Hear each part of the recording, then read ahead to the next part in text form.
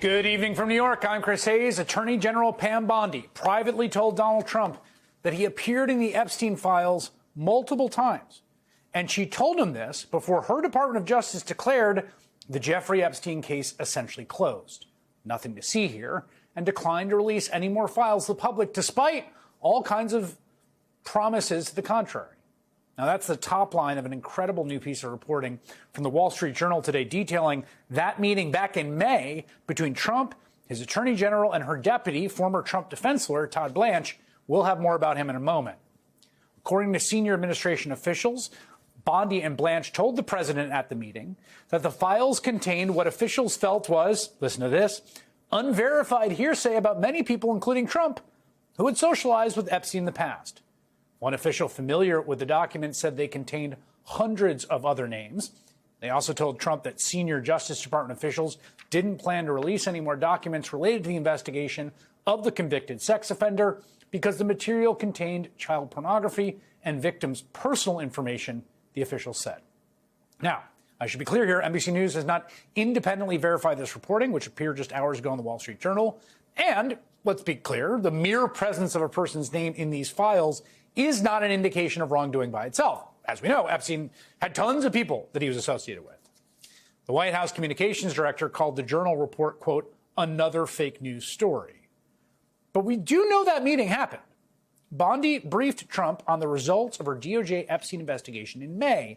And if the Journal's reporting is accurate, and subsequently the Times is reporting along similar lines, if Bondi did tell Trump at that meeting that his name was in the files, then why did he say the opposite when asked about that very thing last week? Specifically, did she tell you at all that your name appeared in the file? No, she's given us just a very quick briefing, and in terms of the credibility of the different things that they've seen. And I would say that, you know, these files were made up by Comey, they were made up by Obama, they were made up by the Biden, we went through years of that with the Russia hoax, with all of the different things that we had to go through. We've gone through years of it. They were made by Barack Obama using his time-traveling machine. He was asked directly if Bondi told him he was in the files, and he said no. And then he said the files were made up by a whole bunch of Democrats and rambled about Russia. And now we have a report suggesting that was a lie. I think he would remember if Pam Bondi told him he was in the files, don't you? For what reason would he lie like that? In fact, here's a litany of other things Trump has said about the Epstein case in recent weeks after he was reportedly told his name was in the files. Are you still talking about Jeffrey Epstein? This guy's been talked about for years. He's dead for a long time. He was never a big factor in terms of life. I don't understand what the interest or what the fascination is. It's all been a big hoax. It's perpetrated by the Democrats, and some stupid Republicans and foolish Republicans fall into the net, and so they try and do the Democrats' work. I call it the Epstein hoax. Remember, he was never a big factor in terms of life.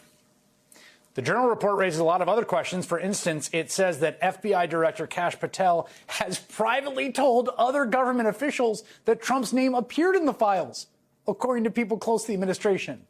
Patel declined to answer the Journal's questions.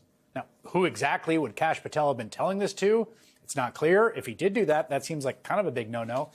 It is worth noting that in the middle of all this, back in June, remember when billionaire Elon Musk had his big falling out with Trump over the bill that Trump was pushing? Do you remember when Musk tweeted, then deleted a post saying the following, "Time to drop the really big bomb. Donald Trump is in the Epstein files.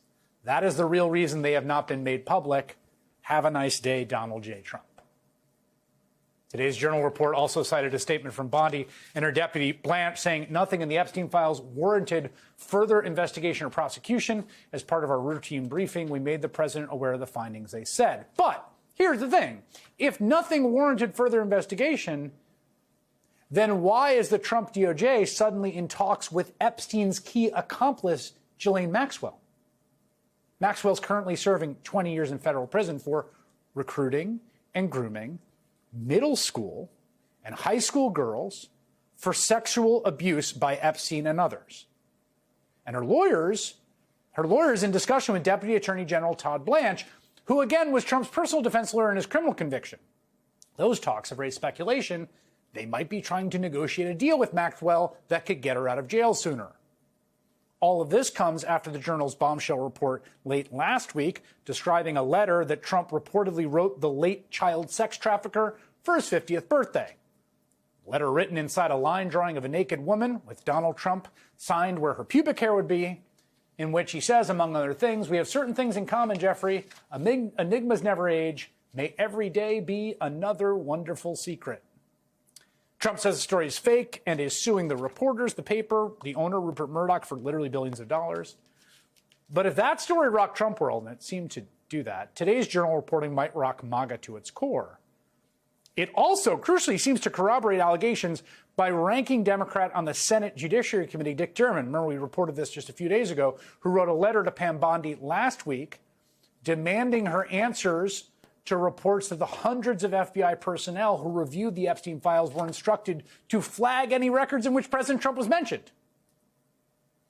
All of us leaves us with the question, where is the Attorney General in all this?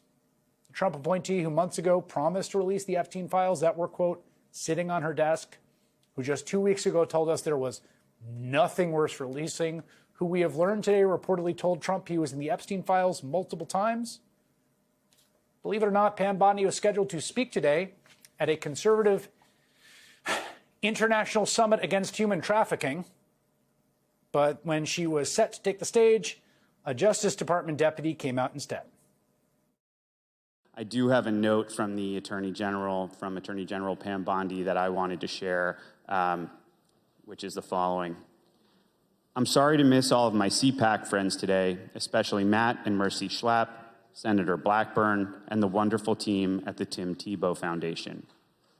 Unfortunately, I am recovering from a recently torn cornea, which is preventing me from being with you. I truly wish I was able to join you and support all of the work being done on this critical issue. Well, when Pam Bondi gets back to work, and we of course wish her well, she'll have a lot of questions to answer. Claire McCaskill is a former Democratic senator of Missouri. Harry Litman serves as a Deputy Assistant Attorney General at the Department of Justice, and they join me now. Harry, let me start with you as someone who was fairly high up in the Department of Justice. You've served as both a U.S. attorney and in Maine Justice. I have my own feelings about this, but I'm going to ask you and reserve my judgment. Does this seem like a normal process in which the Attorney General goes through a bunch of files, promises some big explosive, disclosure, has agents working literally around the clock to flag appearances of the president's name, then tells the president he's in there, and then says we're not going to release anything? Bizarre, abnormal, and completely forbidden, Chris, under the rules as they were. Now, we know the Trump team has laid waste to them, but it's 100% clear. Either there's a pending civil and criminal investigation, in which case you may not get within a mile of telling the president his name is mentioned, or there isn't, raising the question, what the hell is the Deputy Attorney General doing in this sort of freelance political operation to talk to Ghislaine Maxwell? What law is he trying to execute and enforce? You may not tell. There are instances. Recall Comey telling Trump as he was coming in, he's in the Russia papers, but that's because of a specific exception. If there's a pending criminal civil investigation, you may not let them know at all. And I really don't know what Blanche now even purports to be doing. What is the mission? It just seems like some freelance political operation that does not fit in the Deputy Attorney General's job description. One aspect of this, Claire, that I think has made this distinct from other things that happened with Trump is, and I think you'll agree with me, you were a Democratic senator. Look, when there's a Democratic president, the Democratic Party, Democrats, and media, broadly in line with the sort of center-left viewpoint, will criticize that president relentlessly. People on the left will get mad at them very quickly. The Trump experience has been very different insofar as there has been this kind of just full lockstep, right? There's no anger is brooked, a little stuff around Iran, no dissent is tolerated, and this seems Like there is something just happening here for the first time where he's taking incoming from his own folks, including a vote with Republicans today to subpoena these files. What do you think?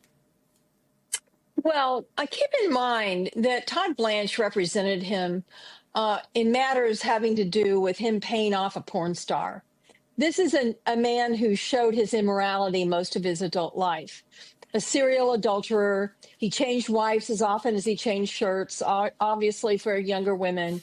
He was fooling around with a porn star weeks after his wife gave birth to their only child. And this is the guy that this really rib-rocked Christian Mike Johnson is twisting himself into a pretzel to try to defend. And the bottom line is this, Chris, it is believable that Donald Trump is in these files. It is believable to everyone. They were willing to overlook all the things that he did, and they know he did, for a lot of complicated reasons. But pedophiles and blowing up the conspiracy that they hold near and dear to the foundations of MAGA, protecting all these big, important people that are in these files. And, you know, verified hearsay, I got to tell you the truth. If you've ever read an investigative file, that's what it is. They're called allegations. They're called information. They're unverified because they're part of gathering facts. That doesn't mean that they're not reliable or interesting. And this is a bed that Trump made, and now he's got a lie in it. He made his base absolutely believe that this was a file that should be released and that he would release it.